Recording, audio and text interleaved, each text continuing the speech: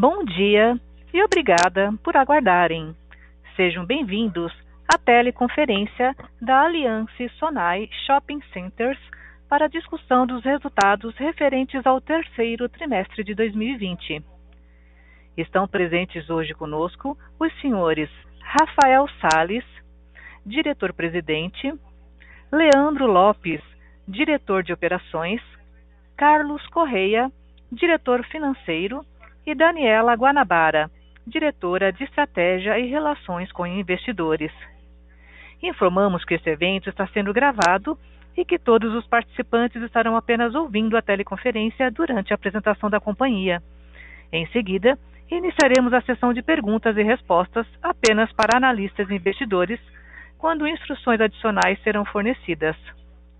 Caso algum dos senhores necessite de assistência durante a conferência, queiram, por favor, solicitar a ajuda de um operador, digitando *0. Este evento também está sendo transmitido simultaneamente pela internet via webcast, podendo ser acessado no endereço ri.aliancesonai.com.br, onde se encontra disponível a respectiva apresentação. O replay desse evento estará disponível logo após seu encerramento, por um período de 1 semana. Gostaríamos de informar que perguntas só poderão ser feitas através do telefone. Caso você esteja conectado pelo webcast, sua pergunta deverá ser enviada diretamente para a equipe de RI pelo e-mail ri@aliancesonai.com.br. Antes de prosseguir, gostaríamos de esclarecer que eventuais declarações que possam ser feitas durante essa teleconferência relativas às perspectivas de negócios da companhia, projeções e metas operacionais e financeiras constituem-se em crenças e premissas da diretoria da companhia, bem como em informações atualmente disponíveis. Considerações futuras não são garantias de desempenho. Elas envolvem riscos, incertezas e premissas, pois se referem a eventos futuros e, portanto, dependem de circunstâncias que podem ou não ocorrer. Investidores devem compreender que condições econômicas gerais, condições da indústria e outros fatores operacionais podem afetar o desempenho futuro da companhia e podem conduzir a resultados que diferem materialmente daqueles expressos em tais considerações futuras.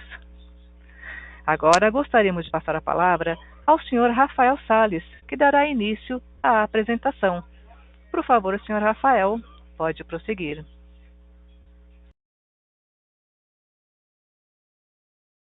Bom dia a todos. Eu gostaria de agradecer a vocês pelo interesse nos resultados da Aliança Sonai. Começando aqui a nossa apresentação, primeiramente eu queria ressaltar a forte retomada das operações ao longo do terceiro trimestre, o que confirma um excelente trabalho que o nosso time realizou durante essa crise. Eu agradeço especialmente o nosso time de operações e dos shoppings, que foram grandes guerreiros em defesa da nossa empresa e dos nossos parceiros lojistas. Foi um ano realmente muito desafiador até aqui e eu acho que esse terceiro trimestre é o início da confirmação de que o esforço de todos valeu a pena e se transformou em resultados muito positivos.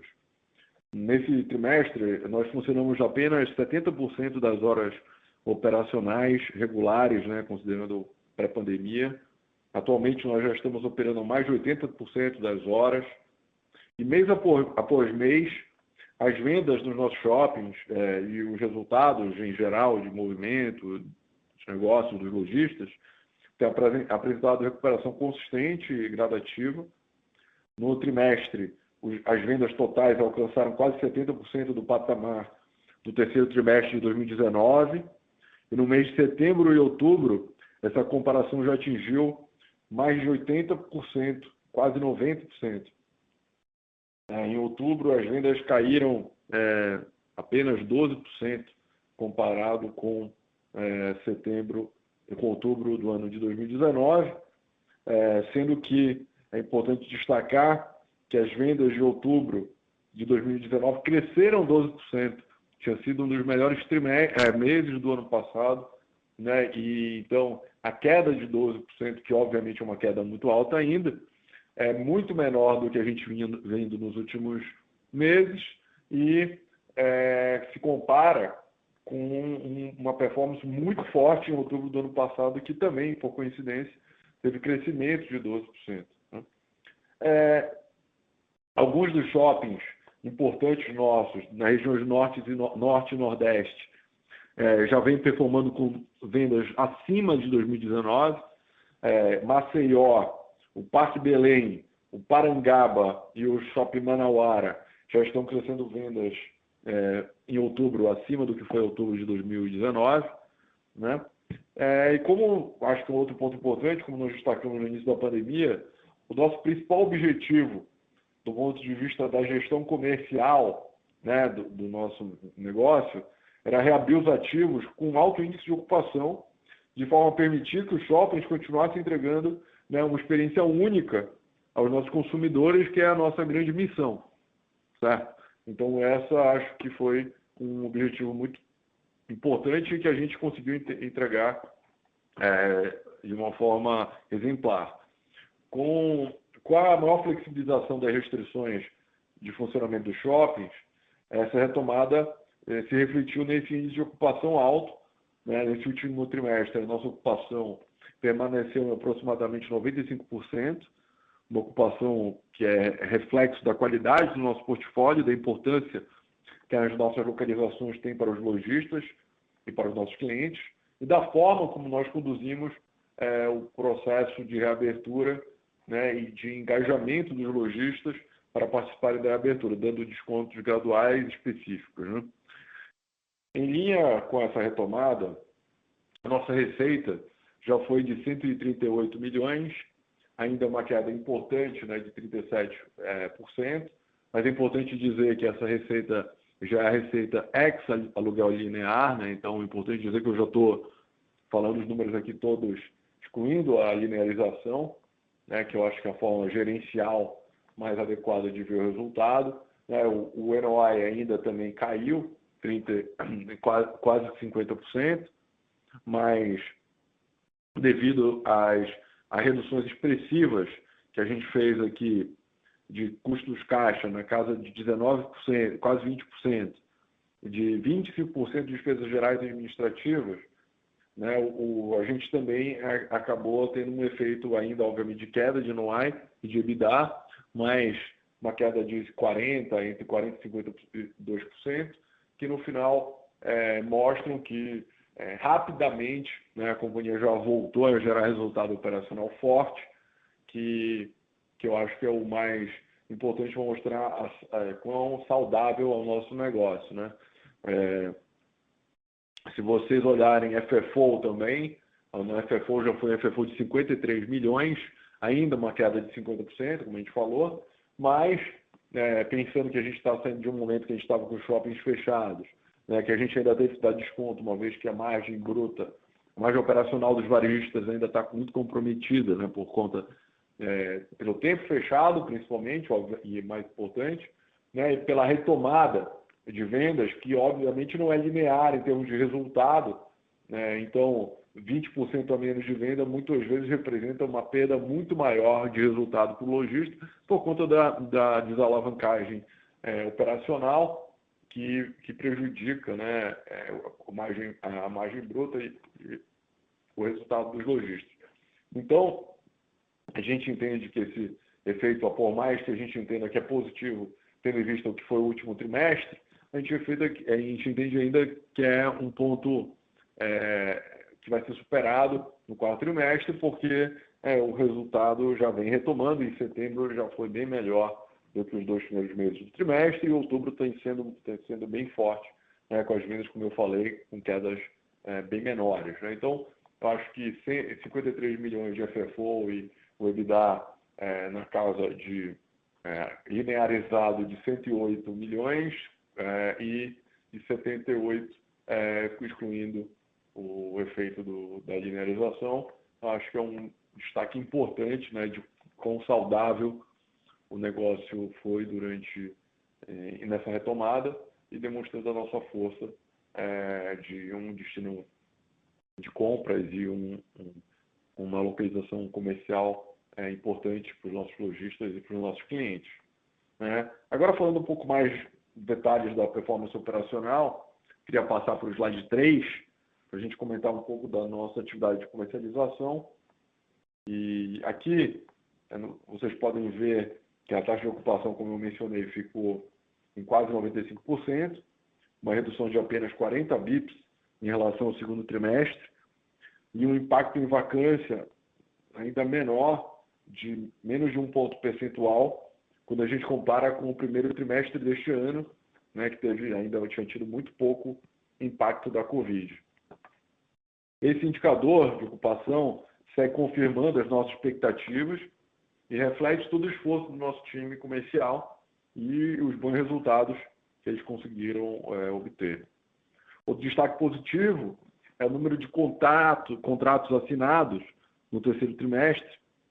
Foram 108 contratos, sendo que o mês de setembro já apresentou um volume próximo da média mensal que a gente tinha de contratos assinados pré-pandemia. Esse dado indica, obviamente, uma demanda crescente por área em nossos shoppings, reforçando a qualidade dos nossos ativos e que eles permanecem atrativos, mesmo com essas circunstâncias tão difíceis que a gente viveu agora. Acho que o dado, talvez até mais importante do ponto de vista empírico aqui desse momento, é que, dado que a gente teve pouca vacância, né, no período, os novos contratos têm sido assinados com leasing spread positivo, por volta de 3% positivo, né, que mostra que valeu a pena ter concedido descontos para que na retomada a gente tivesse uma ocupação maior e não tentado, digamos, obter o resultado de curto prazo e maximizando, né, o relacionamento de longo prazo com o nosso lojista,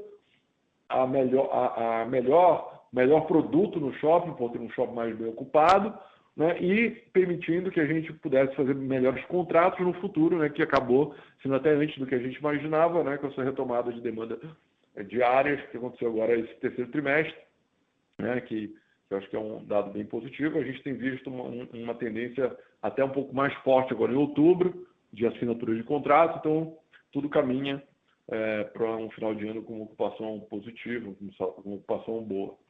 Tá?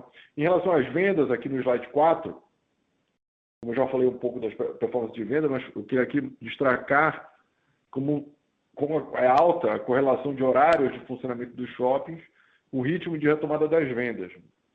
A gente espera que os shoppings de São Paulo, por exemplo, apresentem resultados melhores nesse quarto trimestre devido à flexibilização ocorrida em outubro, e a gente já vê isso refletindo em vendas agora no resultado de vendas reportadas de outubro.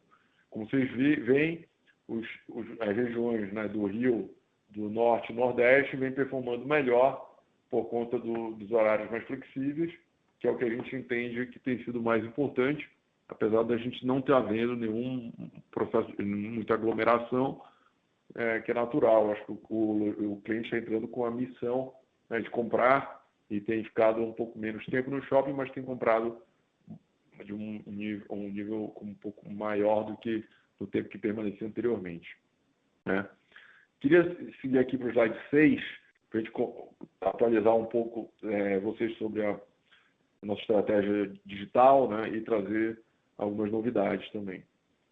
Primeiro, para reforçar o nosso time de digital e omnichannel, nós trouxemos um líder para assumir a diretoria da área. Estamos numa fase muito importante de acelerar a integração dos lojistas às plataformas digitais da companhia.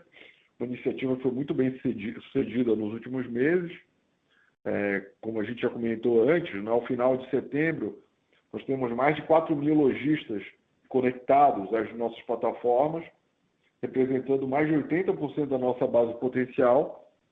Esse engajamento traz uma perspectiva muito positiva e, por isso, nós estamos direcionando ainda mais recursos para a gente continuar crescendo nessa frente digital, e com a criação dessa diretoria, a gente vai ter cada vez mais poder de execução nessa frente. Este ano a gente ainda vai ter 2 importantes lançamentos: o Shopping Digital do Parque Dom Pedro e o Shopping da Bahia, antes do Natal. A gente espera que, com esse alto grau de engajamento dos lojistas, por conta dessa bem-sucedida estratégia agnóstica de integrá-los às nossas plataformas de venda online e aos grandes marketplaces multissegmento de forma simultânea, a gente vai continuar tendo essa forte adesão e cada vez mais mantendo a relevância do nosso ponto comercial, tanto nas relações online quanto presenciais, que é esse que é o nosso grande objetivo, pela relevância que tem os nossos shoppings, né? Desde 2018, a maior parte dos... eu acho que outro ponto importante aqui, mudando de assunto, ainda no digital, desde 2018, a maior parte dos sites dos nossos shoppings já utilizava a estrutura denominada PWA, que é hoje adotada em todo o portfólio. Essa tecnologia nos permite ter força de escala por meio de uma plataforma única que funciona como um app, mas que não exige que o usuário faça download dos seus dispositivos e que fique fazendo upgrades, updates do software, né, do app. Todos os sites dos shoppings do portfólio são atualizados de forma sincronizada. É possível fazer o e-commerce correlacionado com esse web app, né?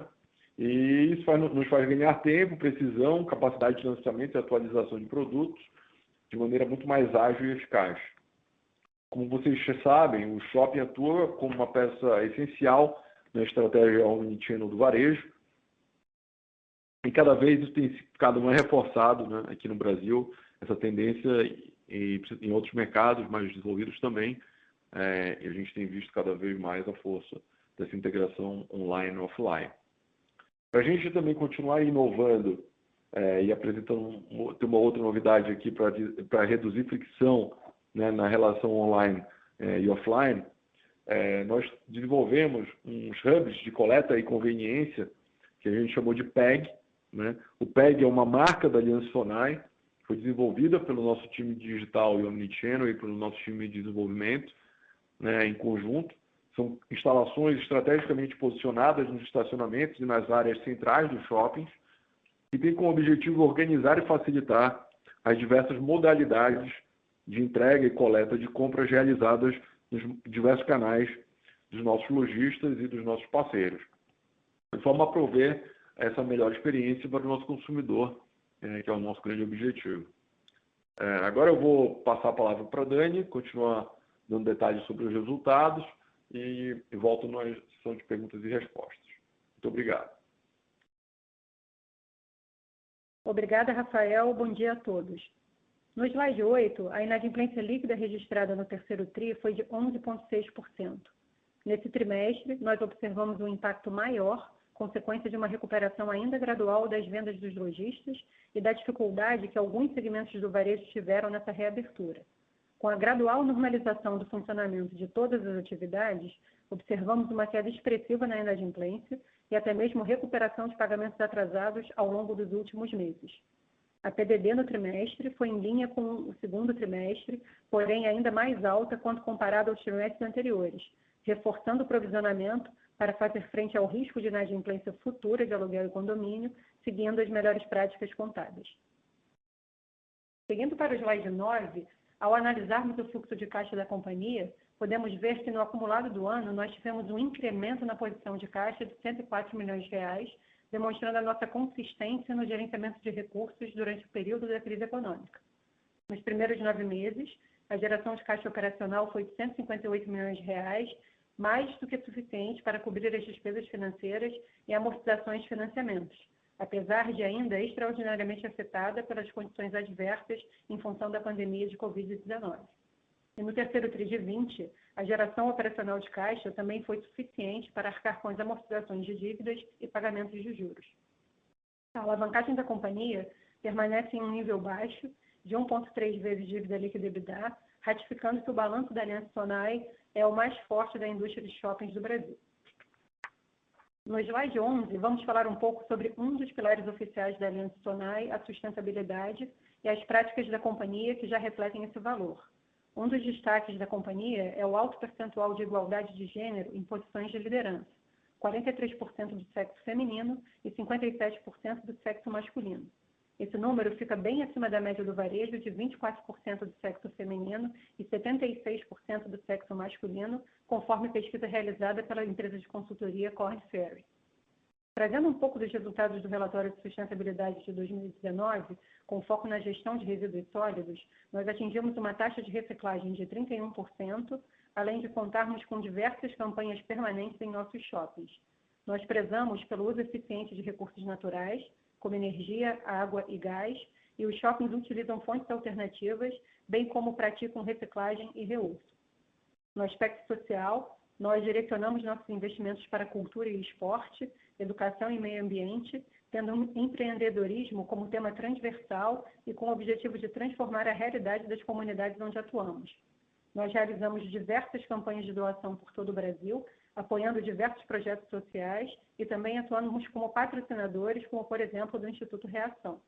Reforçando o novo pilar da companhia sobre as práticas de governança corporativa, o Comitê de Ética e Governança da Aliança Sonai passou a ser denominado Comitê de Ética e ESG. Seguindo para o slide 13, no segundo trimestre de 2020, nós apresentamos o potencial construtivo de 4,4 milhões de metros quadrados para a Aliança Sonai. Nesse terceiro TRI, trazemos um pouco mais de detalhes sobre esse número. Atualmente, dos 4,4 milhões, 2 milhões estão destinados a multiuso, 1,6 a potencial futuro, com master plans ainda em desenvolvimento, e cerca de 550 mil atribuídos à expansão dos ativos. E o total do potencial apresenta distribuição geográfica bastante equilibrada. 25% corresponde ao estado de São Paulo, 19% ao estado do Rio de Janeiro, 17% às regiões Norte e Nordeste e 39% a outras regiões em que a companhia possui ativos. Passando para o slide 15, vamos falar sobre a parceria que anunciamos recentemente com a plataforma de crédito Capitais. Com essa parceria, nós estamos viabilizando créditos exclusivos aos lojistas do Grupo Aliança Sonai, sendo nosso objetivo ajudar os pequenos e médios lojistas a terem acesso a crédito mais barato e por meio de um processo mais simples e digital.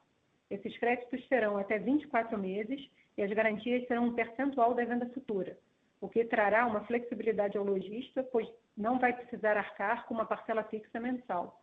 E as taxas de juros serão a partir de 1,5% ao mês, ou seja, abaixo das taxas praticadas atualmente no mercado. Outro diferencial é o processo de contratação, que é feito todo através de meios digitais, desde a proposta até a assinatura, passando pelo envio da documentação e análise. Os lojistas poderão ainda acompanhar o desempenho de seus créditos na plataforma. E nesse processo não há emissão de boletos ou necessidade de pagamentos em datas específicas, já que os recursos são retidos direto das maquininhas dos cartões. A plataforma está disponibilizando até 100 milhões de reais para a concessão desses créditos e estará disponível a partir do mês de novembro. Seguindo agora para o slide 17, falamos um pouco do programa vigente de recompra de ações. Até o final do terceiro TRI de 2020, já havíamos recomprado 1,3 milhões de ações da Aliança Sonai, cerca de 0,5% do total do capital da companhia. O programa atual nos permite recomprar até 5,3 milhões de ações, o que corresponde a 2% do capital, e a data limite do programa é de 24 de junho de 2021. Nós continuamos avaliando as oportunidades de recompra. Obrigado a todos. Vamos abrir agora para as perguntas e respostas. Iniciaremos agora a sessão de perguntas e respostas apenas para investidores e analistas. Caso haja alguma pergunta, por favor digitem *1. Se a sua pergunta for respondida, você pode sair da fila digitando *2. Nossa primeira pergunta vem de Alex Ferraz, do Itaú BBA. Bom dia, Dani, Rafa, obrigado aqui pela apresentação. Eu tenho duas perguntas. A primeira que é referente à performance dos ativos do Norte e Nordeste, né? Acho que vocês mostraram com bastante detalhe no release evolução de vendas mês a mês. Queria saber se em outubro vocês já sentiram uma diferença aí vindo da diminuição da parcela do auxílio emergencial nessas praças, né? Se já dá para sentir algum impacto ou de fato continua indo muito bem aí a evolução de vendas nas praças. E a segunda pergunta que eu tenho aqui agora fazendo um gancho com o que o Rafa falou de leasing spread, né? Se vocês pudessem dar um pouquinho mais de cor assim nesse turnover, de fato, quem é que está com apetite aqui por esses novos passos? Algum tenant que já estava mais capitalizado, tem lojas e está querendo se aproveitar agora que vai ter um turnover, ou de fato aqui é um pouco de empreendedorismo, são novos tenants aqui, satélites que estão migrando aqui para os shoppings. Eu queria entender um pouquinho melhor quem que é esse tenant e esse fator do leasing spread positivo aqui, como é que vocês estão enxergando.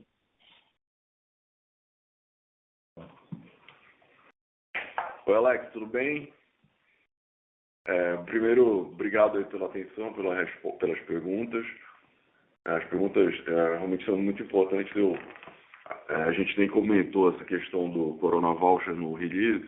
Acho que foi bom você ter perguntado, né? Primeiro respondendo a tua pergunta diretamente, nos shoppings de Norte e Nordeste, os 4 shoppings, por exemplo, que nós indicamos, que foram as melhores performances de vendas no último trimestre, eles continuaram sendo a melhor performance de venda em outubro e, na verdade, aceleraram em relação ao que eles estavam em setembro por conta, na nossa visão, do horário mais flexível, que agora já estão totalmente normalizados, da reabertura de atividades mais complementares, né, ao varejo, como serviços, entretenimento, etc. E principalmente pelo índice de óbitos, eu acredito, nos mercados que a gente está falando, porque por mais que, eu acho muito importante isso, né, a gente está vendo ainda uma crise de saúde, né, e, por exemplo, na nossa companhia a gente continua tendo muito cuidado, né, nos shoppings com isso, né, e o índice de fatalidades nos dá um conforto, né, de trabalhar melhor, e eu acredito que o consumidor também tenha mais conforto de sair na rua e consumir mais. Né? A gente tem visto isso de uma forma muito forte. O efeito do Corona Voucher, na minha visão, ele teve um efeito importante do ponto de vista de massa, né, de tecido, de renda, né, de capacidade de manter a atividade econômica sustentável. Então, ao você ter mantido aquele tecido muscular, digamos assim, né, de renda, né, de atividade econômica naquelas regiões, a gente tende a ter uma retomada a partir de um patamar melhor. Eu não vejo que isso tem influenciado as vendas, porque nos meses que teve mais Corona Voucher, na verdade, por exemplo, quando você pega em setembro, em agosto, né, que já tinha bastante Corona Voucher e os shoppings já estavam abertos, a venda ainda foi muito mais fraca.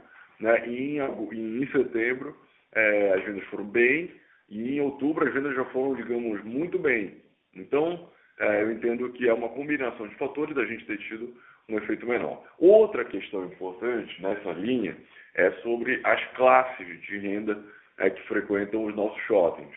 É muito importante destacar que no Brasil, qualquer família que ganha mais de 15, 20 mil reais de renda por mês, ou 10, que seja, já é considerado classe A, e tem um poder de consumo, uma disponibilidade de renda que permite, né, consumir em shopping centers. Além disso, o que a gente considera classe A é exatamente essas famílias que têm essas rendas fortes. Né? Por exemplo, em 2 desses mercados, Manaus e Belém, nós temos os 2 shoppings destinados ao mercado mais de alta renda daquelas cidades. Né? O Boulevard Belém e o Manauara têm características de serem o líder, né, nesses mercados. Maceió também, o shopping tem essa mesma característica. É um shopping que ainda está num ramp-up, comparando com o Boulevard Belém e Manauara, mas esses 3 shoppings estão direcionados à renda de classe mais alta. Naqueles bairros, por exemplo, moram os funcionários públicos de cargos altos, etc., o que faz com que aquela renda já seja uma renda talvez mais estável, né? E certamente não influenciável pelo Corona Voucher, porque pelo limite de renda e pela estabilidade do perfil daqueles principais frequentadores desses 2 shoppings, por exemplo, não existe essa penetração de Corona Voucher tão relevante. Já no Parque Belém e no Parangaba, que são os outros 2 exemplos de performance muito forte que nós tivemos, sim, são shoppings dedicados à classe B, principalmente. A maior parte das vendas vem de classe B, de todos os aspectos da classe B, e pode ser que tenha um efeito de Corona Voucher, porém, como eu falei, em outubro a gente viu uma aceleração de recuperação, né, nesses 2 shoppings também.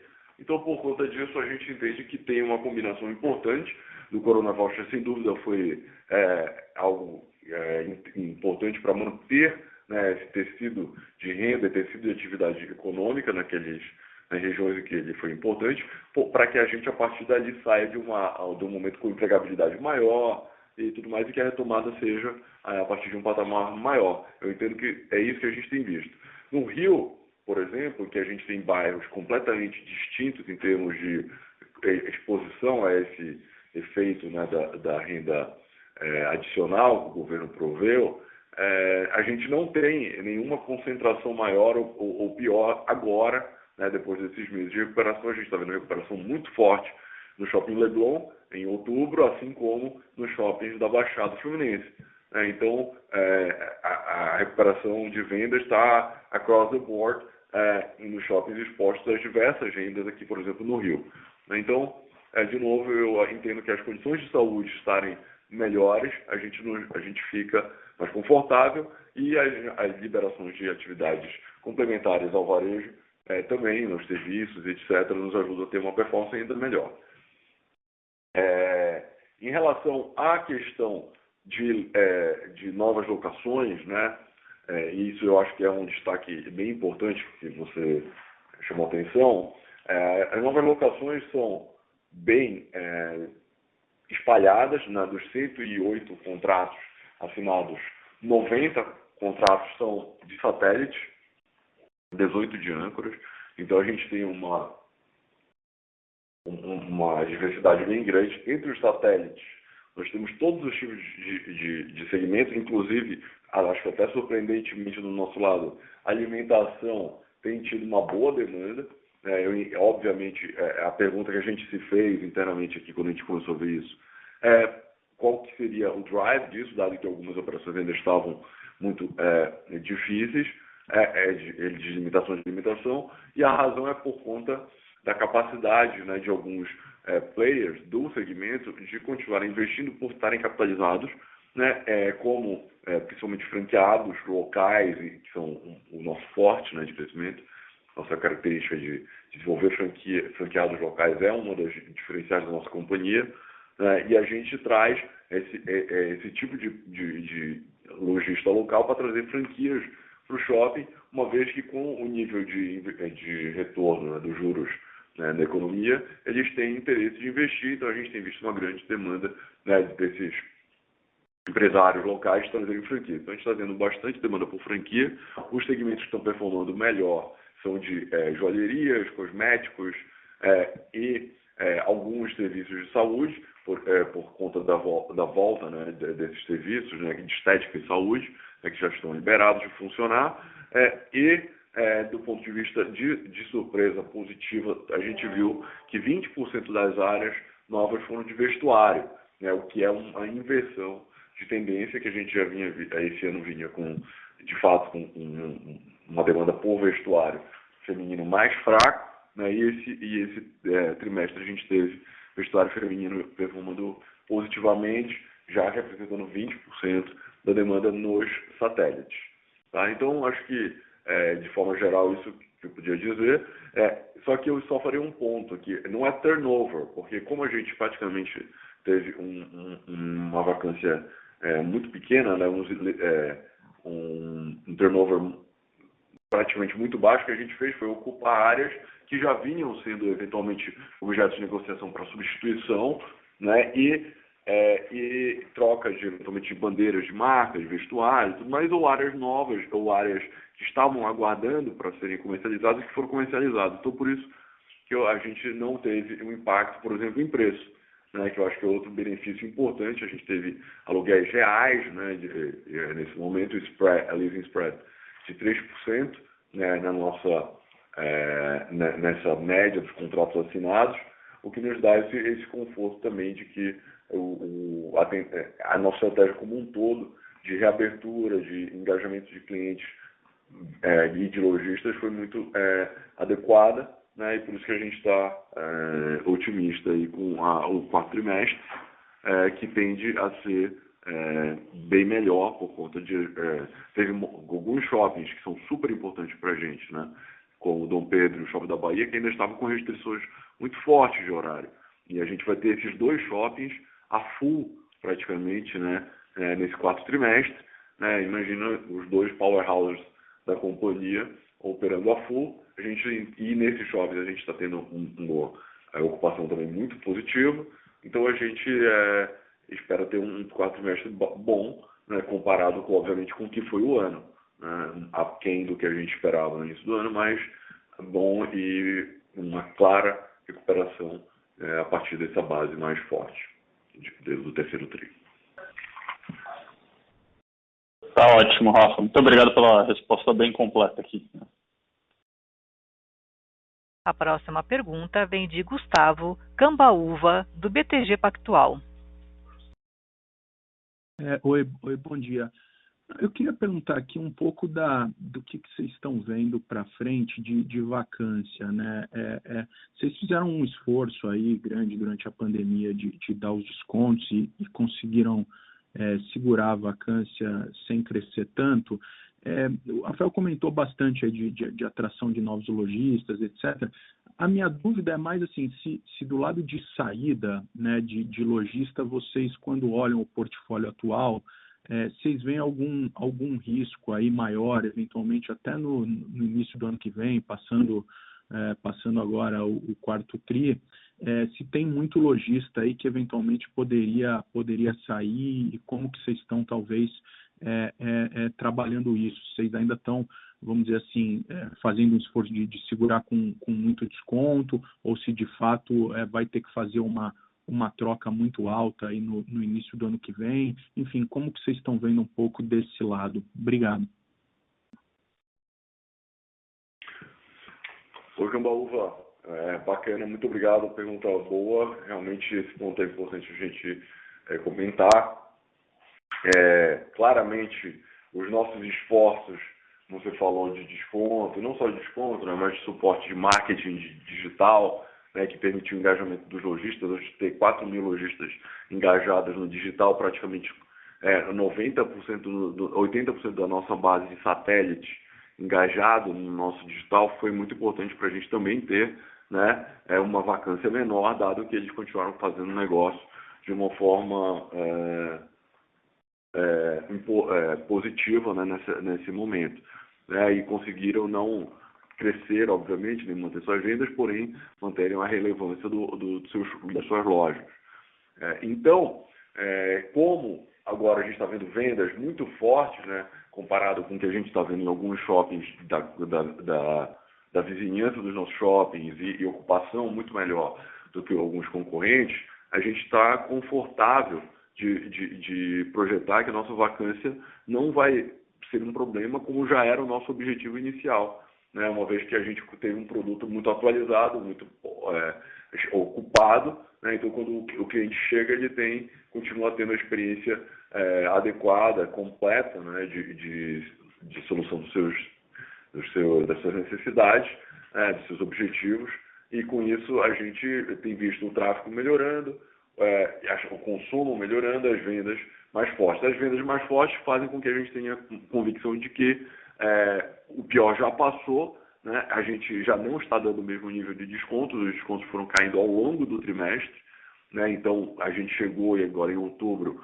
com um nível de desconto muito menor do que estava em agosto, por exemplo, e novembro já vai ser bem menor do que foi em outubro, e a gente espera, e a gente está trabalhando, na verdade, com praticamente saindo com quase nada de desconto do início do mês, já por conta dessa ocupação forte e das atividades já estarem se recuperando. Então a gente não espera ter que dar descontos adicionais para manter a ocupação mais. A gente já vê uma queda expressiva de descontos com recuperação de receita a partir de outubro, combinado com uma venda melhor e com a ocupação melhor. Então, com isso, o primeiro tri, normalmente, de todos os anos, né, sazonalmente, é o momento em que tem maior número de saídas de lojistas. Como a gente não espera saídas relevantes agora no quarto trimestre, que é quando não acontece, né, saídas relevantes, exceto, obviamente, por uma ou outra área maior, que eventualmente uma negociação mais longa, específica, que aí acho que nem entraria, digamos, nessa avaliação. Qualquer âncora de maior porte, qualquer supermercado que tenha sido substituído, alguma coisa desse tipo, não impacta, né? Mas, do ponto de vista principalmente de satélites, a gente não está vendo, na verdade a gente está vendo o oposto, a gente está vendo mais demanda do que as áreas que estão hoje, digamos, do que está sendo disponível, principalmente se a gente for olhar praças de alimentação, que a gente está vendo que a vacância foi muito pequena. Então, de fato, a gente não espera uma piora, na verdade a gente espera uma melhora dos números em relação aos últimos trimestres, porém, principalmente no primeiro trimestre é muito mais difícil de prever, mas como a gente vai entrar bem, com ocupação alta, não vejo necessidade de fazer descontos, mas, na verdade, o contrário, a gente já tirou grande parte dos descontos e quarto trimestre deve vir muito mais limpo. Ano que vem a gente espera não falar mais de corona infect aqui por conta do funcionamento normal dos shoppings. Tá ótimo. Obrigado, bom dia. Valeu. A próxima pergunta é de Nicole Inui, do Bank of America. Bom dia, obrigada pelo call. Eu tenho uma pergunta sobre a área de serviços, então, fazendo gestão para shoppings de terceiros. Quais são os seus planos em termos de área? Porque imagina, tem um lado que tem vários shoppings que está com problemas, está com dificuldade de negociar descontos, de trazer as despesas, tipo condomínio para baixo, fazer essa gestão disso. Então, imagina, tem vários que estão procurando ajuda. Essa é uma área que você acha que vale a pena crescer, de colocar mais shoppings sobre sua gestão, ou, não sei, o oposto, ou diminuir um pouquinho, não sei, dado um risco um pouquinho mais elevado, dado a situação. E a segunda pergunta, você pode falar um pouquinho sobre planos de expansão? São todos parados, ou vai voltar alguns ano que vem? Então é isso, obrigada. Olá, Nicole, tudo bem? Obrigado pela pergunta. Sobre o business de administração de terceiros, esse é um business que está na companhia há muitos anos, né? Um business muito rentável, muito importante, e que, na verdade, só nos ajudou a fortalecer o nosso negócio. Muitos das melhores shoppings que nós temos hoje no portfólio começaram como business de terceiros, né? Como o Shopping Bangu, que é um dos shoppings de melhor performance talvez do Rio, não, certamente do Rio, e outros tantos shoppings que nós desenvolvemos para terceiros e que posteriormente nós compramos participação e tudo mais. Além disso, a nossa estratégia, a gente vem saindo de alguns shoppings ao longo dos anos, é natural.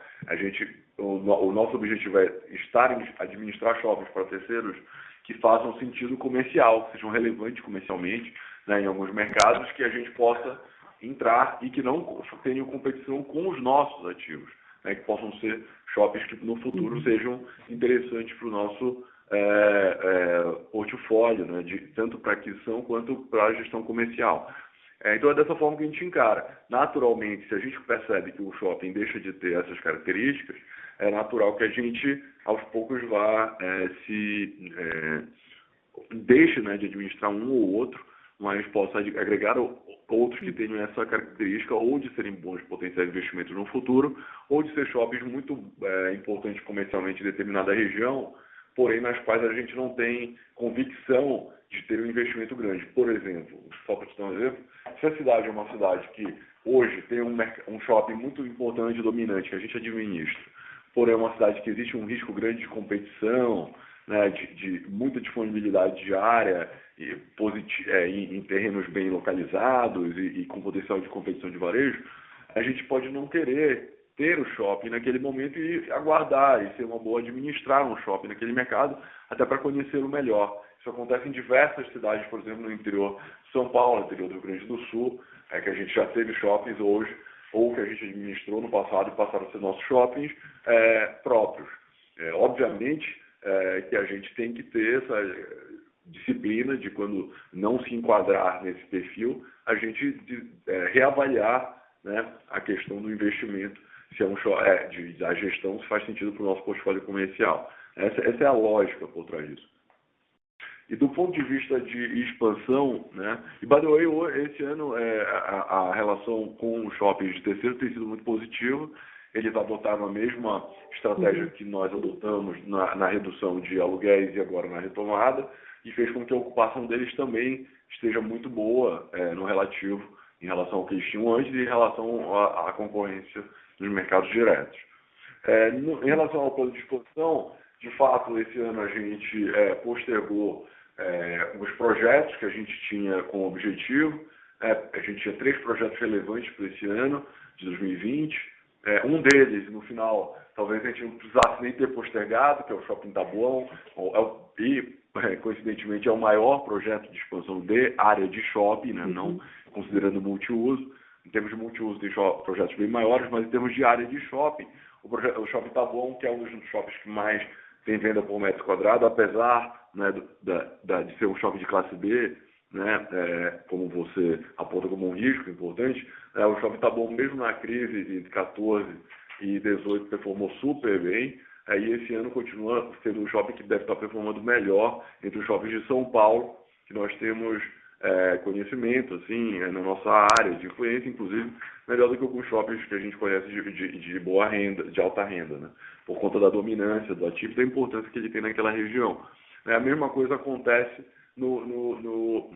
a gente está vendo nessa expansão. A demanda comercial por esse shopping é tão grande que a gente provavelmente vai lançar essa expansão já no início do ano que vem, independentemente, digamos, dessa normalização total da questão do corona, porque o projeto é um projeto grande, de longo prazo, leva mais de um ano para ficar pronto, e a demanda é muito alta, a gente está com ocupação total no shopping, até difícil fazer mudanças de lojistas, então agora é um momento importante para a gente lançar junto com ele. Também tem um multiuso muito bacana, e a gente teve aprovação para tudo, de uma vez. Na parte de alto padrão, a gente tem expansões potenciais, né, no Dom Pedro, com uma área agora bem bacana de fazenda urbana, que a gente já começou a obra. Essa fazenda urbana, que é o Big Green, vai trazer nessa área, o Shopping Dom Pedro, na verdade, todas as rendas, né?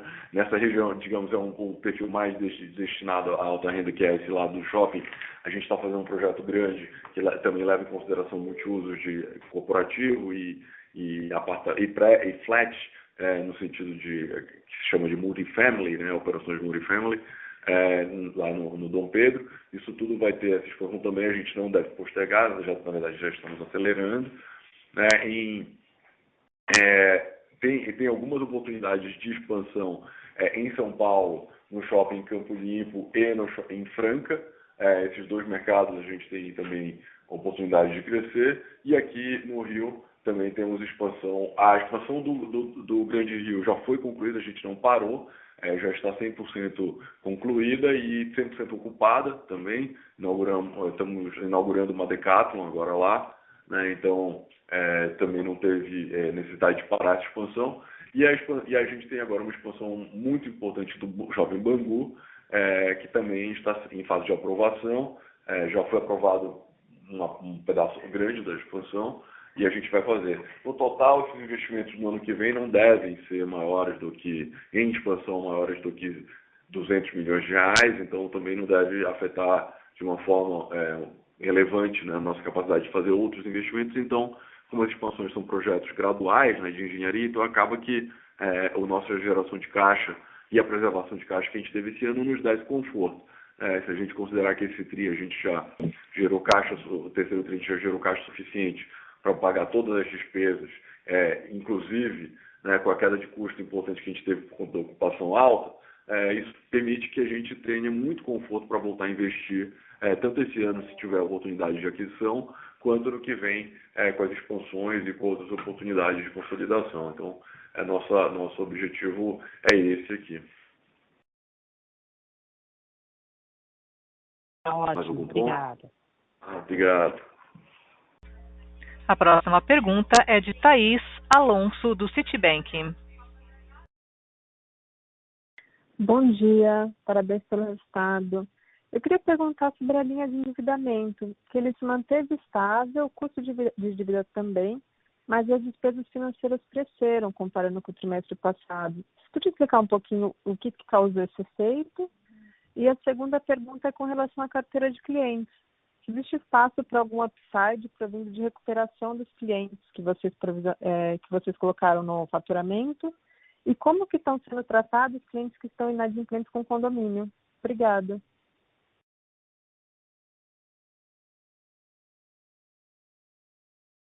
Thaís, obrigado pelas perguntas.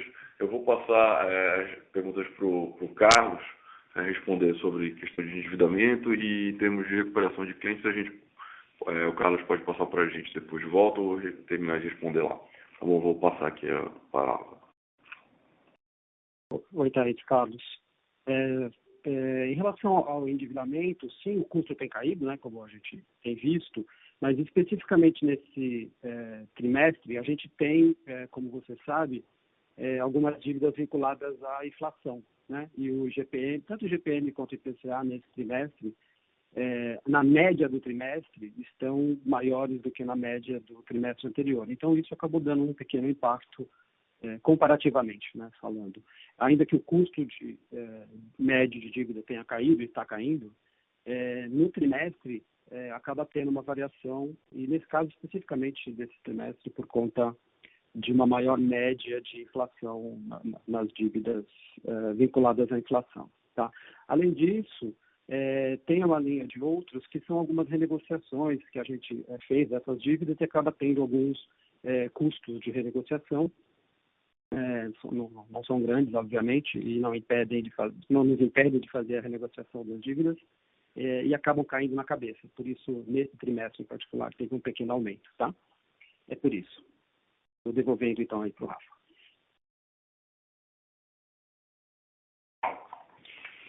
Em termos de clientes, eu vou pedir para o Leandro comentar um pouco, de uma forma geral, como é que está o relacionamento com os clientes, para todo mundo ter uma visão mais ampla, e aí falar um pouco sobre essa questão da recuperação, que na verdade já está bem positiva, mas eu acho que vale a pena aproveitar e a gente tem alguns minutos aí para ele dar essa visão geral. Olá, boa tarde, bom dia, tudo bem? De uma maneira geral, a questão de recuperação de clientes, a gente entende como essa inadimplência nesse momento é um reflexo aí de uma venda um pouco mais contraída, onde a gente de verdade vem trabalhando junto aos clientes para recuperação. Em alguns momentos a gente faz um parcelamento, os lojistas, de maneira que a gente acredita que grande parte dessa recuperação vai vir nos meses subsequentes, né? Alguns casos específicos onde a venda de fato foi mais afetada, como alguns segmentos, como viagens, malas e outros, de fato, a gente já fez aqui uma negociação para receber nos meses futuros, ou seja, grande parte a gente já tem aí perspectiva de receber nos próximos meses, assim como a gente fez e foi noticiado aí para todo mundo, março, por exemplo, teve um parcelamento. Então, a gente acredita que nesses meses agora de novembro, dezembro, com a venda recuperando, a gente vai trabalhar em grande parte de recuperação aí dessa receita dos lojistas. Eu acho que é importante, Thaís, complementar aqui que foi algo bom, né, no final a gente ter dado esse prazo, porque apesar de ter aumentado o provisionamento, até por conta do nosso política de provisionamento que a gente não mudou, né, então é natural que aumente o provisionamento, e a gente acha bom que o provisionamento aumente, não é negativo, né, na verdade a gente fica com mais conforto de que os resultados estão refletindo eventualmente um recebimento menor por um tempo, né? E caso haja a recuperação, o provisionamento vai ser afetado do lado positivo. Então, é por isso que a gente ficou confortável com o aumento de provisão, porque a gente não vê razão para deixar de ter o provisionamento aumentando, por mais que a gente tenha a perspectiva de recebimento. Então, hoje, de fato, a gente tem recebido e revertido algumas questões e espera esse efeito maior nos próximos trimestres. Muito obrigado.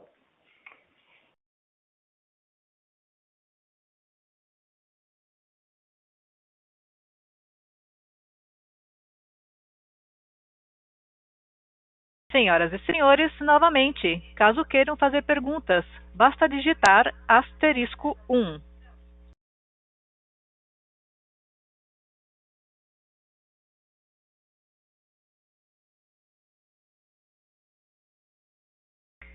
Não havendo mais perguntas, gostaria de passar a palavra ao senhor Rafael Salles para as considerações finais.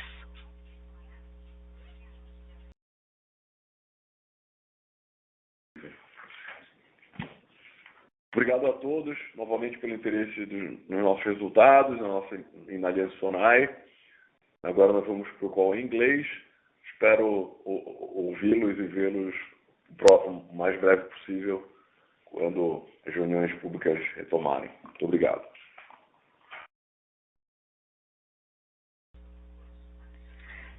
A teleconferência dos resultados do terceiro trimestre de 2020 da Aliança Sonai está encerrada. Agradecemos a participação de todos.